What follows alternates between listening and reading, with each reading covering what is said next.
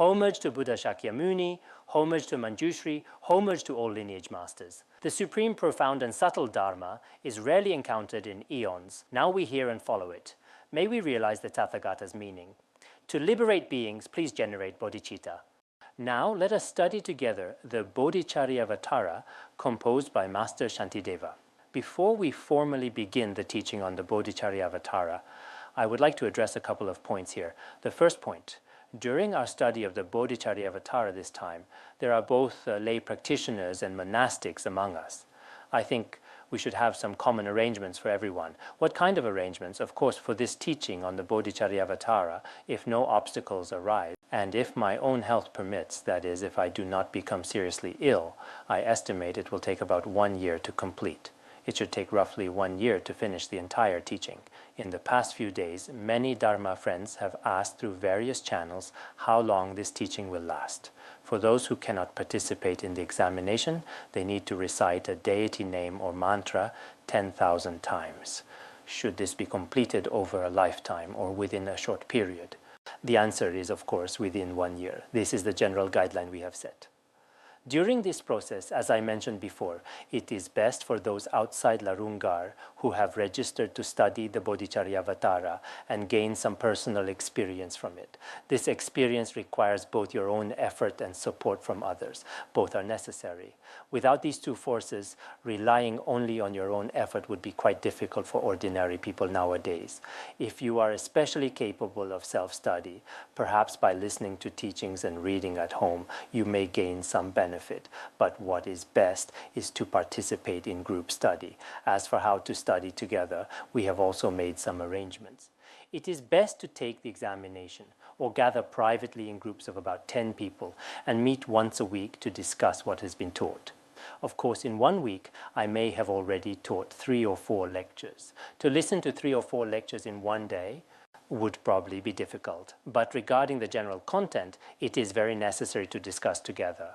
For lay practitioners outside, it should be like this. And for monastics, monks and nuns in monasteries, you should also discuss with each other according to your own situation. I feel this is necessary. For our Dharma friends here, I also hope that Dharma teachers will tutor once a day. After the class tutoring is completed, as I mentioned before, there are no other required tutoring sessions. However, if you have never studied the Bodhicharyavatara before and don't understand much of the content, it would be best to seek help from your tutors. Then you can find some time to do a simple review or further discussion. I think this is very necessary. So, is there such a situation? I hope you can register soon to see how many people need this. Every Dharma teacher should also take a look. We haven't made any official tutor arrangements, except for the Dharma teachers to teaching class. After I finish teaching, the next day the class Dharma teacher will review my content. This is our teaching method. After that, regarding whether there will be further group tutoring or not, it depends on your own situation. I think in each class, there are definitely some people who have not heard this before, so it's possible that hearing it again from other Dharma teachers will bring you great benefit. I also hope our tutors will teach, even if only one person requires it. You can decide the specific time and location yourselves. These are my instructions for the monastic community. I hope that starting tomorrow, you will implement this. Then in a couple of days, when Dharma teachers gather for a meeting, I need to learn about the general situation. This is the first matter. Now, as I just mentioned, my teaching of the Bodhicharyavatara will probably last about 1 year. Regarding the participants in the study during this time, as I said some time ago, whether you are followers of Vajrayana or Sutrayana or followers of Chan or Pure Land schools or even Dharma friends in the Tibetan Buddhist tradition, everyone should be able to participate. Everyone should think this way. Some people may think if I attend this teacher's class, I cannot attend that other teacher's class. Or if I participate in this teacher's study group, then I probably can't participate in others. I think such thoughts are not quite right. Of course, it is crucial to have faith and interest in the teaching. If you don't have it, then there is no need to attend. If you do, you can attend any teaching as you wish, just like a student attends many teachers' classes in school. These teachers will not consider this student as only their own student. You attended the physics class and then the chemistry class, so the physics teacher will ignore you. I think school teachers would not do such things, and the student will not say, I only listen to chemistry class and I won't listen to any other teacher's class. I think such a situation won't exist in a proper school. So I think Buddhism is exactly the same. As long as the teacher possesses the proper qualifications, everyone can listen to this teacher's class. The teachers won't be attached in this regard. So for the Bodhicharyavatara teaching this time, personally speaking, I don't have any restrictions. As long as you have faith in Mahayana Buddhism, of course, I myself do not possess the proper qualifications, but sitting in this position, I have to pretend that I am qualified to teach. Otherwise, there's no way to teach, as my own practice is poor. But when you have to teach others, it seems as if you have certain realization, or as if you truly comprehend the meaning of the Dharma. I have to teach with this kind of expression. It's not just me. Probably any teacher, any Dharma instructor has this kind of feeling. So I think for Dharma friends who are studying together with us this time, no matter what kind of person you are, as long as you have some faith in Mahayana Buddhism, it should be fine. So for this first matter, I hope you will complete your study from beginning to end and not have a lot of afflictions in the process. Saying, I am a member of the Bodhicharyavatara study group, so I compete with others. I have jealousy toward that one. I don't wish for this to happen, because this is Mahayana Buddhism, which is like the earth, all embracing, encompassing everything. The spirit of Mahayana Buddhism is just like this. So no other religion in the world can compare to Mahayana Buddhism in its spirit of altruism and selflessness. So as practitioners, we must be open-minded. Without such an attitude, then studying the Bodhicharyavatara may not bring great benefit for you. I sincerely hope that all of us who are studying, whether as individuals or as groups, whether it's Tibetan Buddhism, Chinese Buddhism, Theravada Buddhism, or any other tradition or religion, can avoid conflict. Ideally, there should be none at all. Especially within our Buddhist community, pure Buddhism should not have any contradictions or conflicts among us. If we can all approach our studies with this kind of mindset, with this perspective, it's extremely important. These days, I've noticed that some people in big cities are especially prone to jealousy. I've often met such people and heard what they say. Sometimes when I listen to them, I feel that, let alone being Mahayana Buddhists, they don't even meet the standards of true Shravakayana, Hinayana Buddhists. Why is that? Because Shravakayana Buddhists truly have a strong sense of renunciation, wishing to free themselves from the cycle of samsara. This renunciation is very complete and well developed.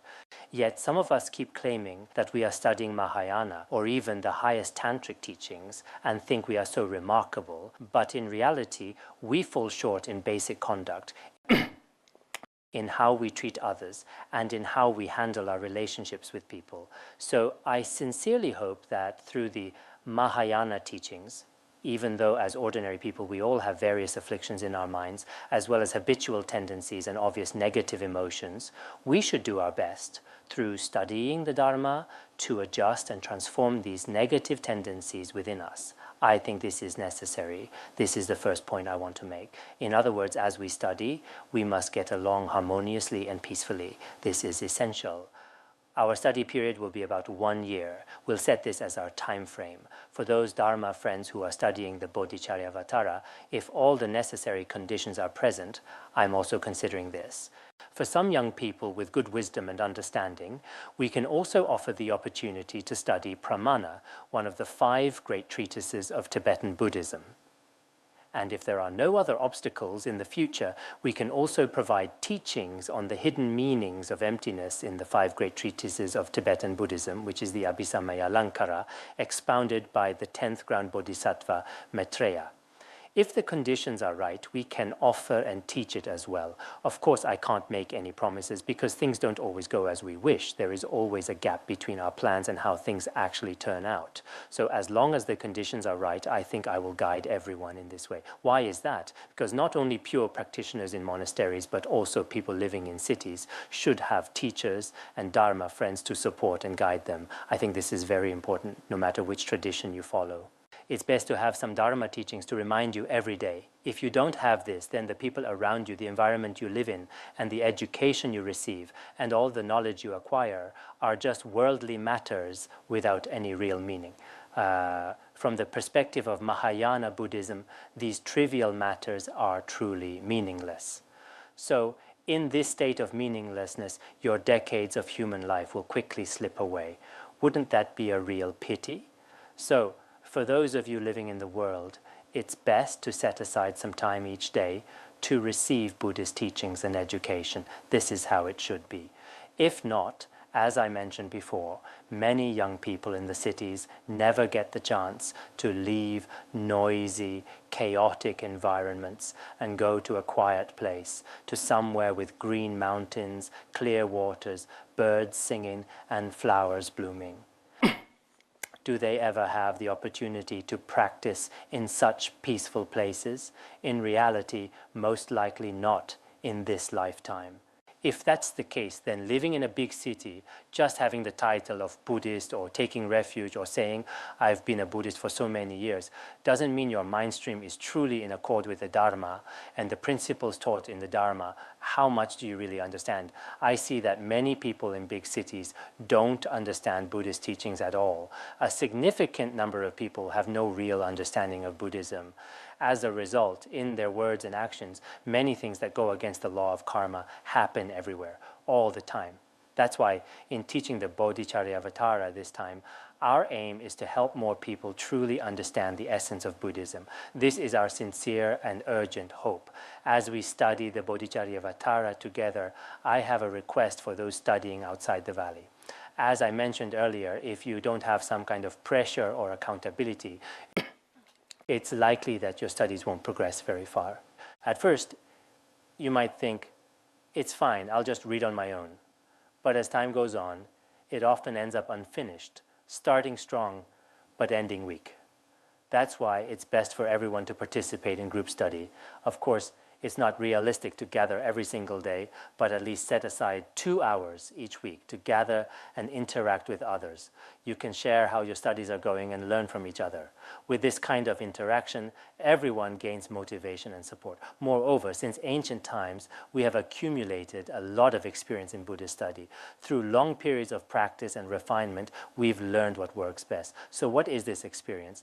As I just mentioned, we need both the support of others and our own effort. If you lack this, without mutual supervision and encouragement, without opportunities to support each other, then studying alone, you might be diligent for a month or two, but after that, your motivation will likely fade.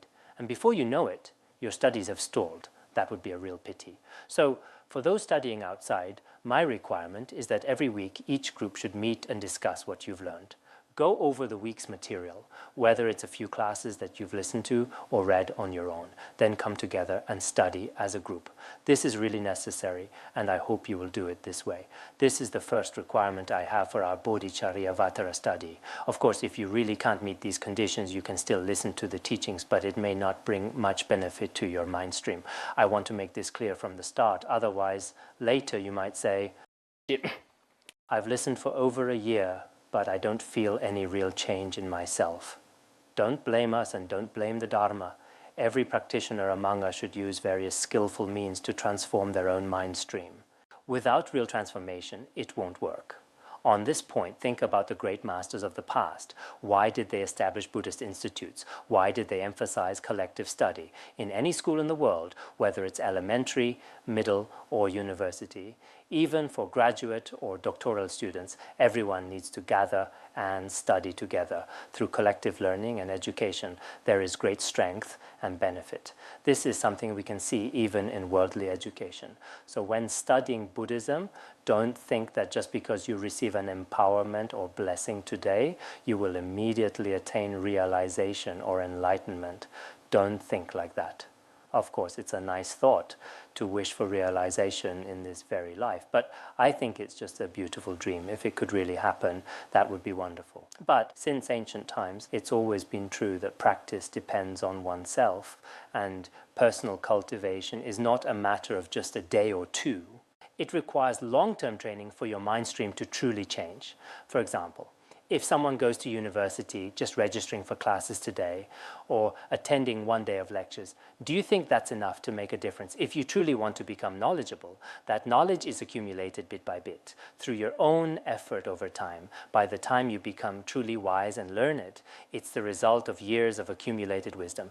It's the same with Dharma practice. Our study of Buddhism actually goes beyond worldly knowledge. Does that mean you don't need to accumulate any wisdom at all? Just getting a refuge certificate from a teacher today, receiving an empowerment or blessing, and then suddenly awakening tomorrow. If it were really that easy, it would be wonderful. That would truly surpass all worldly knowledge. But are there really such sharp faculties? If someone can't even master basic worldly subjects, how could they possibly grasp such profound Buddhist teachings? Can you really attain enlightenment through such simple means? You should reflect on this yourself. No matter what Dharma you study, it's best not to deceive yourself or others. There's no need for that. That's why I asked everyone to study together at the scheduled times. That's the first point. The second point is this. For all the fourfold assembly of Dharma friends listening to the Bodhicharyavatara this time, I have arranged for everyone to practice together, including myself, even though I am very busy. Every day I have all kinds of translations to do on Sutra and Tantra piled up like a mountain. There are countless matters inside and outside the academy arising one after another every day. On top of that, my health is not good, and there are all sorts of other issues that really take a toll on my body and mind. But I think if we don't make use of our time now, if we don't cultivate bodhicitta, we may never accomplish it. So starting the day after tomorrow, everyone here should set aside half an hour each morning to practice bodhicitta. As for the method of cultivating bodhicitta, of course, it's explained later in the text. But if we haven't covered it yet and you want to practice on your own, you can refer to teachings like the words of my perfect teacher or finding rest in the nature of mind, or other teachings on the benefits of bodhicitta.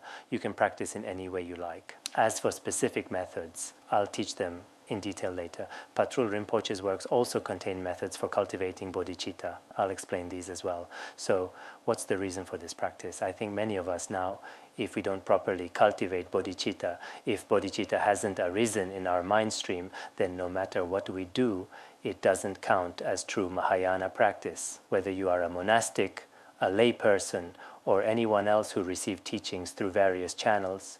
And for those outside who hear these teachings, I hope you will also spend half an hour each day cultivating bodhicitta from that day on. Of course, some of you here may think, I'm already so busy. We already have long classes every day, plus memorization and other tasks. There's just no time for this. You might think that way, but I've calculated my classes, including teaching and recitation, take about 2 hours, maybe a little more. That should be manageable. It should be possible. Other Khenpo's classes also take about 2 hours, and other Dharma teachers' classes are about 2 hours as well. Plus there's about an hour and a half of tutoring altogether. That's about 8 or 9 hours. In a 24-hour day, if you sleep 7 or 8 hours, you still have about 8 hours left. If that's the case, you should set aside 4 hours for memorizing and reading. That still leaves you with 4 hours. You can do the math. Yes, you don't need to laugh. It's really like this.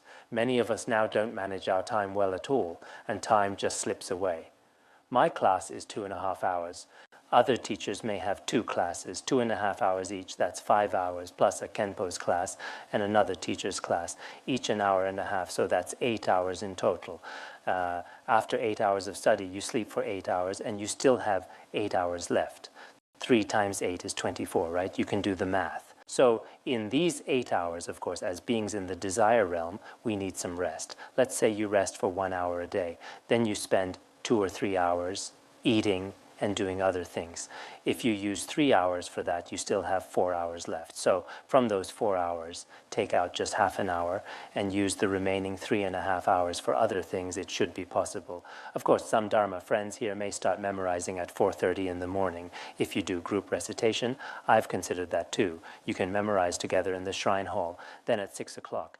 You don't have to leave. Everyone can just stay in the hall, just like in some meditation halls in Han Buddhist monasteries, where hundreds of people sit together and then begin sitting meditation. This is also fine. So during our half hour, you can meditate in any way you like, from 6 to 6:30 in the morning. We won't start tomorrow since you may need some time to prepare. So starting the day after tomorrow, you must begin this practice. If you want to follow my advice, just do this. It won't affect your other activities. No matter how diligent you are in study and contemplation, some may even study so hard they forget to eat and sleep, thinking there's no time left. But if we just cling to words and phrases every day, then at the time of death, there won't be even a trace of bodhicitta in our mind. Stream Dharma is not about speaking well or being eloquent. It's not like that. You must have genuine experience in your own heart. This is extremely important. But where does this experience come from? It must come from your own practice. Or perhaps you are exceptionally gifted, and the teacher's blessing brings instant realization. This is possible. But for everyone else, you must put in the effort yourself and find ways to truly experience the essence of Buddhism in your mind stream. Without such practice, it's simply not possible. Last year, when we studied Finding Rest in the Nature of Mind, we also quoted the Avatamsaka Sutra. At that time, we discussed 3 analogies. The first one is, if you only teach Buddhism to others without practicing it yourself, it's like a deaf person playing music for others.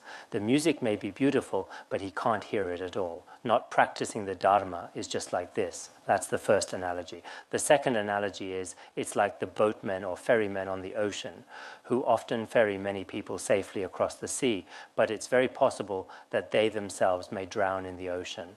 Such people are the same. Those of us who don't practice the Dharma are just like this.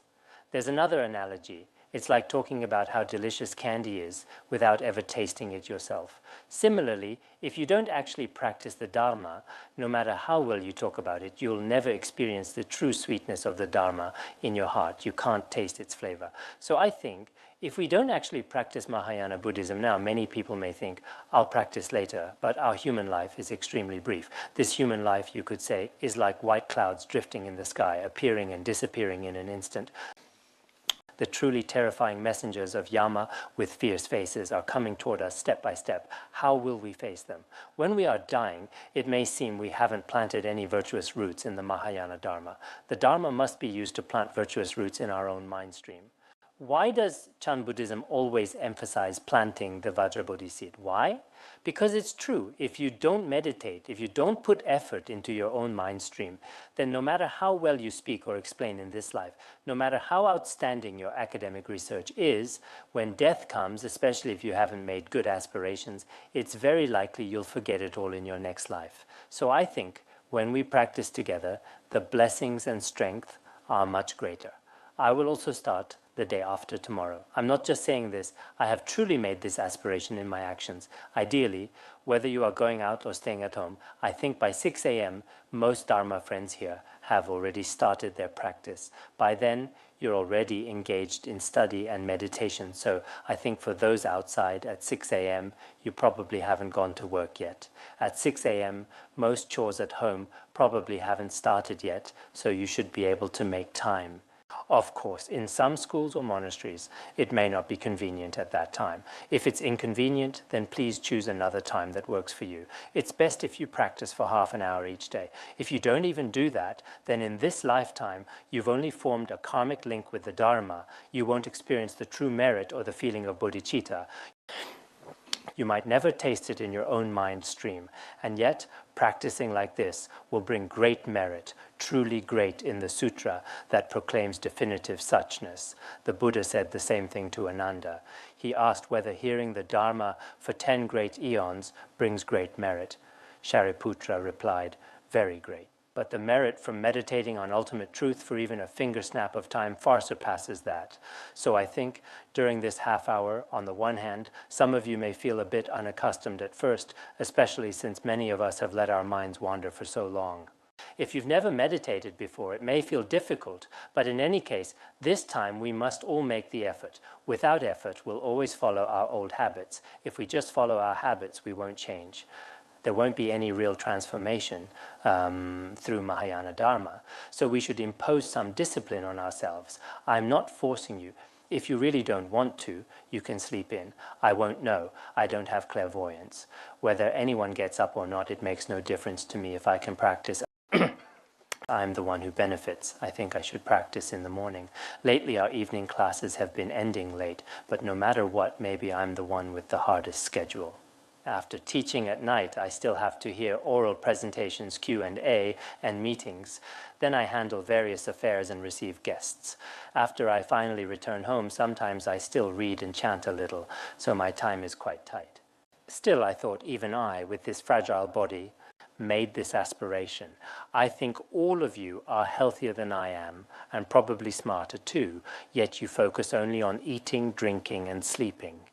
That's not what a meaningful life is about. I think that's not the true value of life. Many people in the cities spend all their time on eating, drinking, and similar things. Some get caught up in things that have no real meaning, like playing mahjong, drinking, smoking, and so on.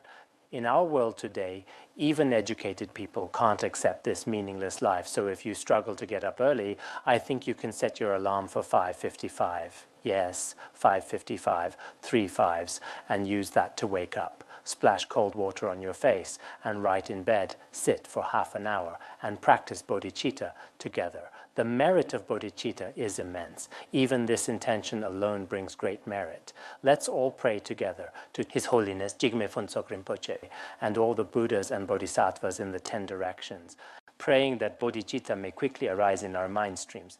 Visualize this as you meditate. For now, just follow the practice methods you've learned before. Just cultivate bodhicitta within yourself. No need to add other practices. Just focus on Mahayana bodhicitta. As for how to practice, for now you can practice the merits of bodhicitta or apply any other related content. For example, the 4 immeasurables and so on. All these can be practiced. In time, I'll teach more. I will teach more in further sessions. In short, today, everyone should make this aspiration to practice. Visualize the Buddhas and Bodhisattvas of the 10 directions, especially your root guru, and make this aspiration every morning. Start with a 1-year commitment. Those who can make the vow, raise your hands. If you can't, that's okay.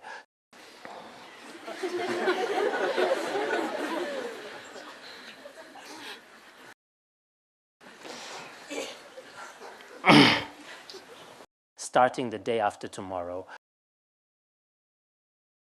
our routine gets more intense. Of course, if you're sick, if you're seriously ill, some leniency is understandable. But if you're faking it,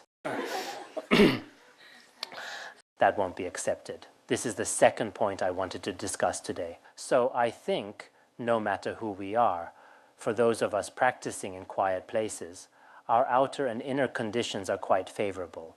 But for people living in big cities, it's much more difficult. Still, I hope you can treat this as the most important thing in your life. Some people think that gaining wealth is most important, others value status or fame, and some chase after worldly awards thinking they are meaningful. But in reality, from a long-term perspective, these things have no real value. The most precious thing is having a human life and encountering the Dharma. And within us, the genuine wish to benefit others arises.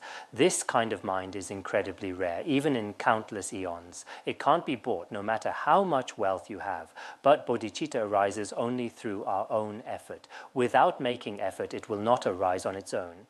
So I sincerely hope everyone will take the practice of bodhicitta seriously. Today we are studying the beginning section of the Bodhicharyavatara. Traditionally, great masters always begin by explaining the proper way to listen to Dharma teachings. At first I thought, we already covered this in the detailed commentary on the Bodhicharyavatara and also in the words of my perfect teacher. So for many of you here, this is already familiar and doesn't need to be emphasized. But for others, during Dharma teaching, some may have the wrong motivation or improper behavior. So I'll briefly emphasize this here. First of all, your intention when hearing the Dharma is extremely important. If your motivation is not correct, even if you work very hard and practice for a long time, the results will not be ideal. So whatever Dharma you practice or listen to, or whatever you do, your initial motivation is extremely important. Your motivation should definitely be free from attachment, anger, and ignorance. That's very important too. So first, there are wholesome, unwholesome, and neutral motivations. For example, if you're attending this class on the Bodhicharyavatara, some may attend with wrong motives like seeking money or personal gain or for fame and status. That's not good. In some Dharma centers in the past, people used Dharma events as opportunities to make money or act improperly. Such purposes are really wrong. If you engage in these wrong things, it's better to do them through worldly means, not the Dharma. Never use Mahayana Dharma to cheat others or gain wealth. That's clearly wrong. Then there's also a neutral mindset. What does that mean? It's like everyone else is listening, so I'll go too, not really thinking about benefiting others or yourself, just following the crowd. If others are listening, you just go along. This kind of mindset during listening is called neutral motivation. And as we just discussed, it's best to avoid this neutral state when listening to Dharma. The best way is to listen with a wholesome, noble motivation. There are many ways to give rise to a virtuous motivation. Generally, there are 3 kinds of mind: inferior, medium, and superior motivation. So what is an inferior motivation? For example, listening to the Bodhicharyavatara, hoping to gain something from it, like happiness, long life, health, or other worldly benefits, or wealth and fame. If you listen with this kind of motivation, with the blessings of the 3 jewels, you might actually get those results. These are the power of Mahayana teachings. But such a motivation cannot be the cause of liberation. Why is that? Because liberation must arise from renunciation and bodhicitta. Just like a flower needs a seed to bear fruit, in the same way, to attain liberation, there must be the seed of bodhicitta for the fruit of liberation to grow. So we call the motivation described earlier a worldly motivation. It's also known as the motivation of inferior capacity. Listening with this kind of mind may bring human and godly benefits and temporary happiness. But ultimate results like Buddhahood or Arhathood or liberation from samsara cannot be obtained. This is the first type of motivation. What is the second type of motivation? The second type is, I want to attain the state of an arhat, or I want to realize nirvana. With this kind of mindset, I listen to the Bodhicharyavatara just for my own liberation, not caring about others. I just want to achieve my own liberation or enlightenment. With this kind of intention, I listen to the Dharma. Of course, even listening in this way, the blessings of the 3 jewels and the Dharma are still inconceivable, and it still has a certain power for you. But this kind of motivation is called the motivation of medium capacity in Buddhism. Even though some liberation is achieved, it is still the Hinayana path. It cannot be called the supreme or highest liberation. Why is that? Although Shravaka practitioners realize emptiness, which is remarkable, they lack strong, great compassion. Some of you asked about this yesterday. Why do some arhats' compassion seem weaker than even that of bodhisattvas on the stage of aspiration? It's because their self-centeredness is still very strong. So even when they attain realization, their compassion remains weak. Therefore, such liberation is not ultimate. This is clearly stated in many treatises, especially in the Lotus Sutra. So I won't elaborate further here. The best is the third type, the motivation of superior capacity. You should understand what this superior motivation is. This time, I'm not listening for myself, not for happiness or health in this life, nor for a good rebirth in Sukhavati, nor for any kind of joyful and pleasant future life. That is not my purpose in listening to the Dharma. All sentient beings, as vast as space, have been my kind parents since beginningless time. Now these poor beings are lost in the vast ocean of suffering. I must do everything I can, listening to the sublime nectar of Buddha Shakyamuni's teachings, and with these teachings, bring all beings to liberation. So they may attain perfect, unsurpassed awakening. Listening with this kind of motivation is truly rare and precious. Even if it arises for just a single instant, its merit is vast and immeasurable. Such merit is boundless. This is why we study the Bodhicharyavatara, because the blessings of this text are truly vast. I mentioned this yesterday. All the great masters of Tibetan Buddhism have always held this text in the highest regard. You can look into history, see which great master or lineage did not value it. So why do so many Mahayana practitioners place such importance on the Bodhicharyavatara? It's because by relying on this text, Bodhicitta can arise within us. In the past, Patrul Rinpoche, In Taiwan, the way his name is addressed is slightly different from the current Chinese transliteration. What did he focus on preaching throughout his life? He spread the teachings of the Bodhicharyavatara. Every monastery he visited, he taught this text. You can see this clearly in his biography. There were two books he never left. One of them was the Bodhicharyavatara. He carried it with him his whole life because the blessings of this teaching are incredibly powerful. He said this in one of his teachings. If bodhicitta hasn't arisen in your mind stream, even a 9-year retreat on Supreme Tantra still can't even plant the seed of liberation. You can't even plant that seed. He said this very clearly. So nowadays, all these outer forms and appearances, I don't think they matter much. What's the most important thing at the very beginning? We must generate relative bodhicitta in our mind stream. Of course, it's best if ultimate bodhicitta arises. We start with relative bodhicitta. With it, any virtuous deeds we do in the future will be easier to accomplish. If bodhicitta isn't arisen in our hearts and we're stuck in self-interest, even if we're busy every day trying to spread the Dharma, how much true benefit do we gain deep inside? How many Mahayana liberation seeds do we actually plant? We may never know. That's why I think all generations of great masters value this text. One of Patrul Rinpoche's foremost disciples, Orgyen Tenzin Norbu, he was the one who taught most effectively. I translated his biography before. Some of you may remember it clearly. He taught the Bodhicharyavatara over 200 times in his life. Just think about that, over 200 times. That's truly remarkable. I'm not exaggerating here. You can check his biography for yourself. He really gave that many teachings publicly. That's how he spent his entire life promoting the Dharma. Years ago, around 1998, His Holiness Jigme Phuntsok Rinpoche once shared some words to all his fourfold disciples. He said, "Since this body is impermanent, as for me, in my later years, I will teach a few of the most essential scriptures." There was a 4-year plan. In the first year, he taught us the Sutra of the 100 Deeds to help us understand the principles of cause and effect. Mainly to help us arouse the renunciation of the Hinayana path. That was the teaching in the first year. Then in the second year, he taught a great commentary on the Bodhicharyavatara to help bodhicitta genuinely arise in everyone's mind stream. He encouraged everyone to generate bodhicitta through this. In the third year, he taught the Guyagarbha Tantra. And in the fourth year, he taught the highest Yoga Tantra. So essentially 4 years earlier, His Holiness had planned it all out. He concluded the final phase of his Dharma activities in this way.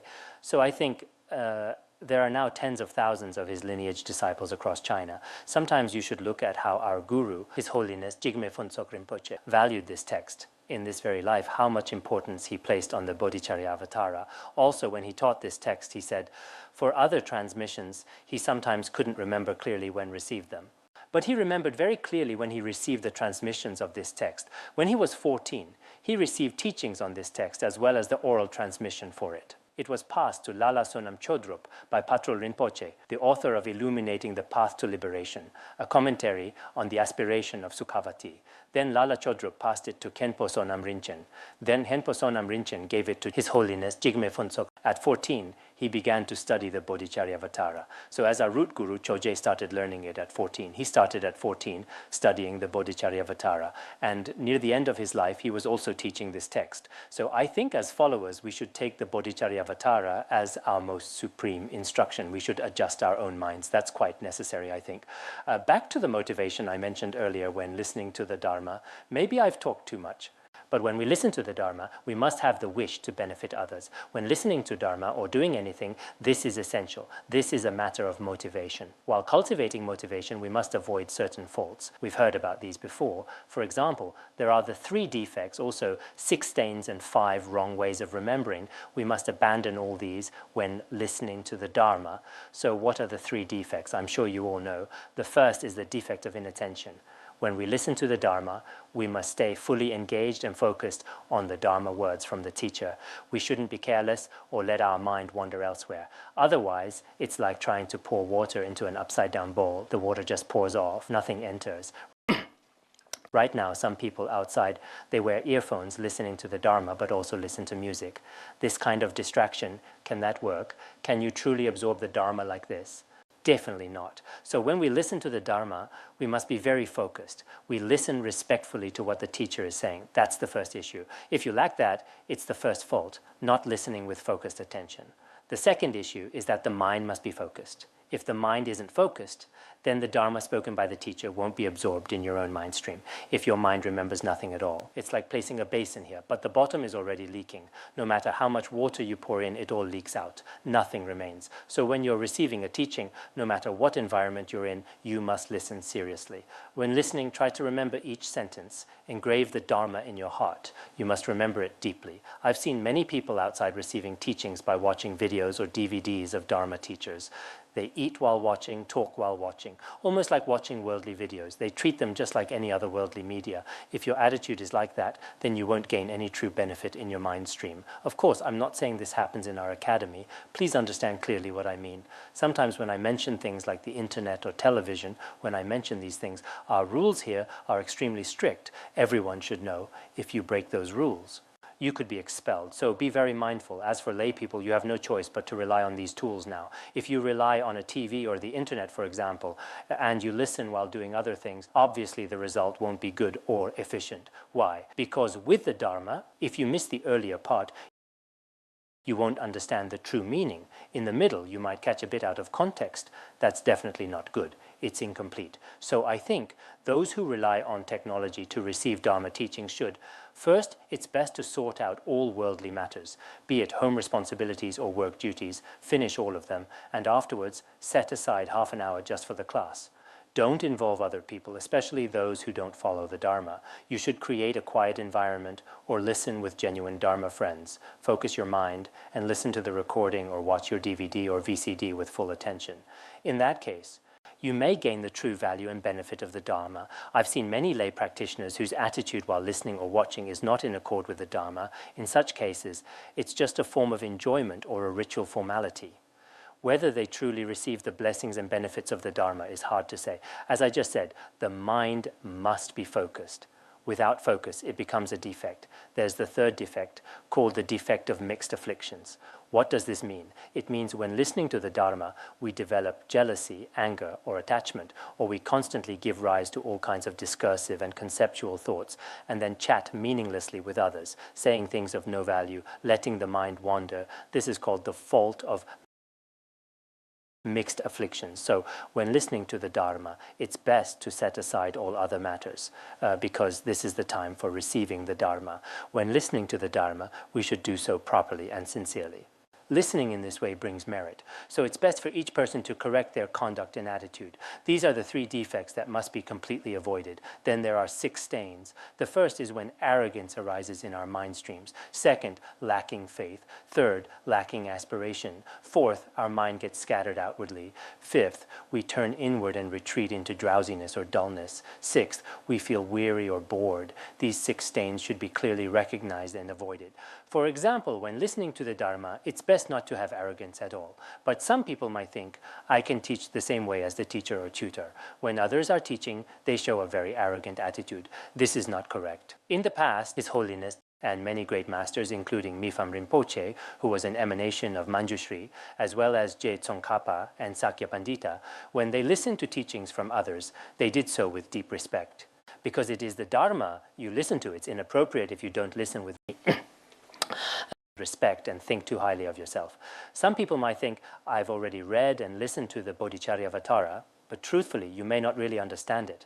I remember at our Buddhist academy, I received this teaching from His Holiness 4 times, including both commentary and root verses. When I first came, I also received a version from Khenpo Gador and from other Khenpos as well. Altogether, I've received the Bodhicharyavatara 7 or 8 times from different masters, and I've taught it in Chinese 3 times. If I include teaching this text in Tibetan, perhaps 4 or 5 times.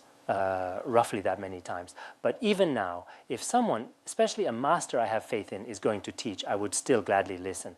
Why? Because I still don't fully understand many of the teachings, yet some less capable consider themselves masters of the Bodhicharyavatara, only because they have just read the commentary once. Just the other day, someone even asked me, I've read your commentary already, can I skip the teachings? I said, of course you can. It was a call from someone outside. But in my heart, I believe just reading one commentary is definitely not enough. If reading one commentary were sufficient, we have over 20 commentaries. In Tibetan, I myself have read a fair number of them. As I mentioned yesterday, there are about 8 to 10 such commentaries in the Kangyur. If simply reading them once would be sufficient, then why would the great masters of the past teach them one by one in person? The truth is, our arrogance arises within our own mind stream without us even noticing. Therefore, when listening to the Dharma, we must completely renounce our arrogance. This is very important. It is the first stain. The second stain is a lack of faith. Without faith, it won't work. We must have genuine faith in the Dharma. Just as Master Yingguang clearly stated, all the Dharma is obtained through faith alone. The third stain is a lack of aspiration for the Dharma. If you have no aspiration, then not only the Dharma, you won't achieve anything, even in worldly matters. If you have no interest at all in something, how could you possibly achieve it? It's impossible. Sometimes we should reflect on how the great masters of the past endured countless hardships to seek the Dharma and gain realization. But now, with our conditions so favorable, we should have aspiration for obtaining the Dharma. This is the third one. The fourth is, when listening to the Dharma, our mind must not wander outward. As ordinary beings, we haven't cut off the seeds of attachment to the five sense objects. So when external stimulants appear, our minds immediately chase after them. This way, we cannot receive the Dharma's blessings because we are distracted by the external world. This isn't appropriate. So when receiving teachings, we must focus wholeheartedly. The fifth problem is inward withdrawal, meaning some people nod off or get drowsy during teachings. You can tell from their appearance. They look dazed and unclear. If you're in such a state while listening to the Dharma, can you receive any benefit from it? Definitely not. And this isn't just about the Dharma. Even in worldly schools, when students fall asleep, the teacher would likely pick up a stick and give them a knock. And the last issue, the sixth, is weariness or boredom. When listening to Dharma teachings, we should have endurance. Sometimes the teaching may go slightly over time. Like today's session, for example, may extend by 5 minutes. When that happens, if we immediately start thinking, why isn't class over yet? Why is the teacher still speaking?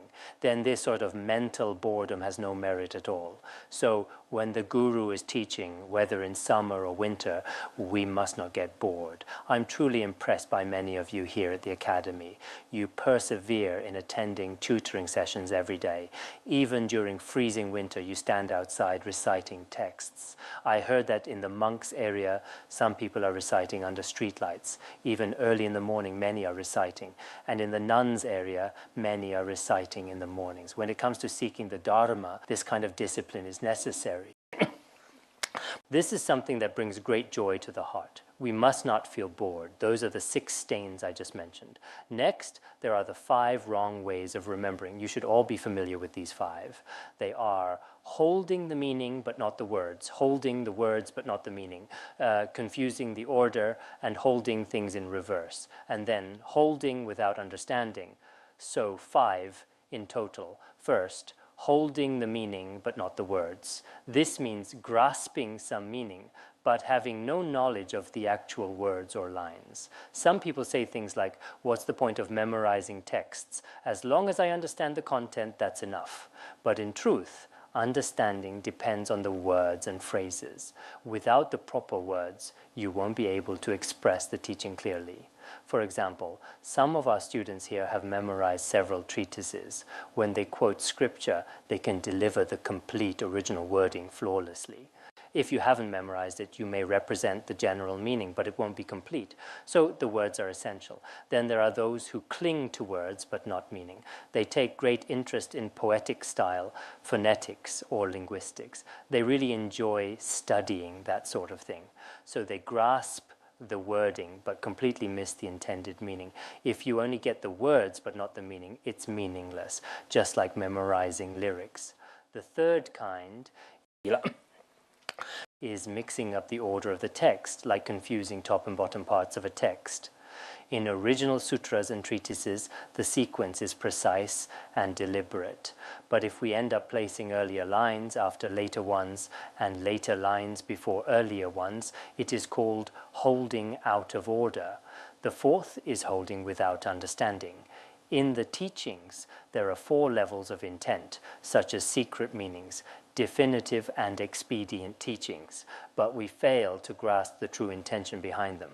This is called holding without truly understanding. The fifth is holding in reverse. You probably know this one too. The Dharma is meant to cut through the root of afflictions, but instead one sees it as a source of worldly happiness or gain. That's what's meant by holding in reverse. So today I've given you a simple introduction.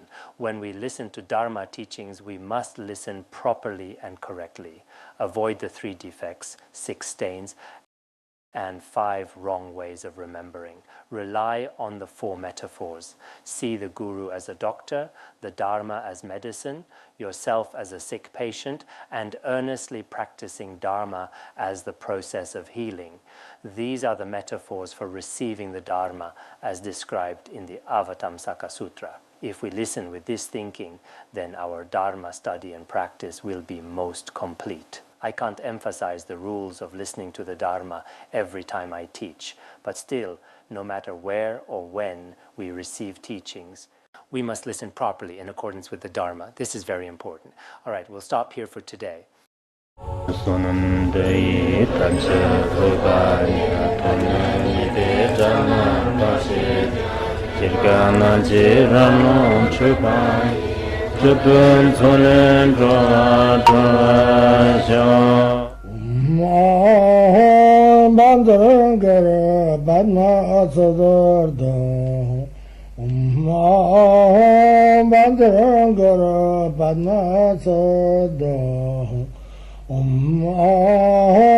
Bandara Badma Sadar